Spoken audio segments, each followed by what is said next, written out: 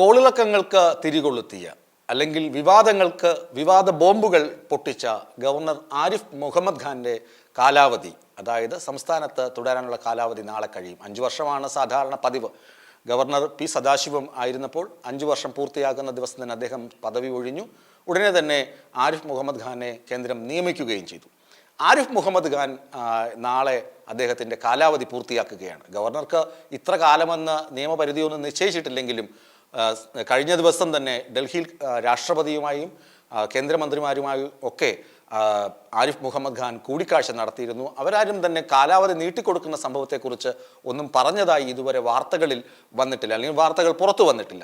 ഏതായാലും ആരിഫ് മുഹമ്മദ് ഖാൻ തുടരുമോ ഇല്ലയോ എന്ന കാര്യം ഒരു പ്രധാനപ്പെട്ട കാര്യം തന്നെയാണ്. മറ്റൊരു കാര്യം, സർക്കാരിനെതിരെ ഇത്രയധികം തുറന്ന പോരാട്ടം നടത്തിയ മറ്റൊരു ഗവർണർ ഒരുപക്ഷെ കേരളത്തിൽ ഉണ്ടാകാൻ സാധ്യതയില്ല. എത്ര വിവാദങ്ങൾ, സർവകലാശാല VC നിയമനമാകട്ടെ, സംസ്ഥാന സർക്കാർ പാസ്സാക്കുന്ന നിയമങ്ങൾ, ബില്ലുകളിൽ ഒപ്പുവെക്കാതെയുള്ള സംഭവങ്ങളാകട്ടെ, അങ്ങനെ ഗവർണറെ SFI ഉപയോഗിച്ച് തെരുവിൽ തടയുകയും ഗവർണർക്കെതിരെ മുദ്രാവാക്യം വിളിക്കുകയും പാൻ ഖാൻ അല്ലെങ്കിൽ തമ്പാക്ക് ഖാൻ എന്നൊക്കെ വിളിച്ച് പരിഹസിക്കുകയും ചെയ്ത സംഭവങ്ങളുമൊക്കെ നമ്മൾ കണ്ടിട്ടുണ്ട്. ഗവർണർ തെരുവിലിറങ്ങി, അതായത് കാറ് നിർത്തി ഔദ്യോഗിക വാഹനത്തിൽ നിന്ന് ഇറങ്ങി സമരക്കാരോട് ആക്രോശിക്കുന്ന കാഴ്ചകളും നമ്മൾ കണ്ടതാണ്. ഈ ഗവർണർ പോകുമ്പോൾ ഗവർണർക്ക് എത്ര വിവാദങ്ങൾ, എണ്ണി പറയത്തക്ക വിവാദങ്ങളാണ്. കാലിക്കറ്റ് VC നിയമനം, കണ്ണൂർ സർവകലാശാലയിലെ നിയമനങ്ങൾ, അങ്ങനെ തുടങ്ങി ഒരുപാട് നിയമനങ്ങൾ. അങ്ങനെ വരുമ്പോൾ സെർച്ച് കമ്മിറ്റിയിലേക്ക് സ്വന്തം നിലയിൽ ആളെ ക്രമീകരിക്കുന്ന സംഭവം, സെർച്ച് കമ്മിറ്റി രൂപീകരിക്കുന്ന സംഭവം, അങ്ങനെ സർക്കാരുമായി വിവിധ മേഖലകളിൽ തുറന്ന പോരാട്ടമാണ് ഗവർണർ ആരിഫ് മുഹമ്മദ് ഖാൻ നടത്തിയിട്ടുള്ളത്.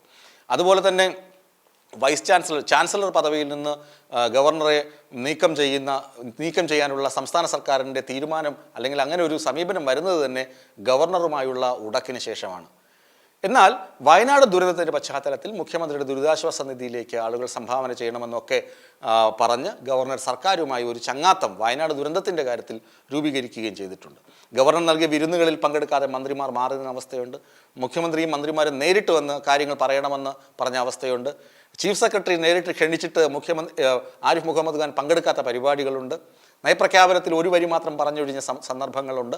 അങ്ങനെ ഒരുപാട് കഥകൾ അല്ലെങ്കിൽ സംഭവങ്ങൾ ആരിഫ് മുഹമ്മദ് ഖാൻ്റെ പേരിൽ ഓർക്കാനുണ്ട്. ഏതായാലും ആരിഫ് മുഹമ്മദ് ഖാൻ 5 വർഷങ്ങൾ പൂർത്തിയാക്കുകയാണ് അദ്ദേഹത്തിൻ്റെ ഗവർണർ സ്ഥാനത്ത്. നാളെ അദ്ദേഹത്തിൻ്റെ കാലാവധി പൂർത്തിയാകും. പുതിയ ഗവർണർ വരുമോ, ആരിഫ് മുഹമ്മദ് ഖാൻ തന്നെ തുടരുമോ എന്ന് നമുക്ക് കണ്ടറിയാം.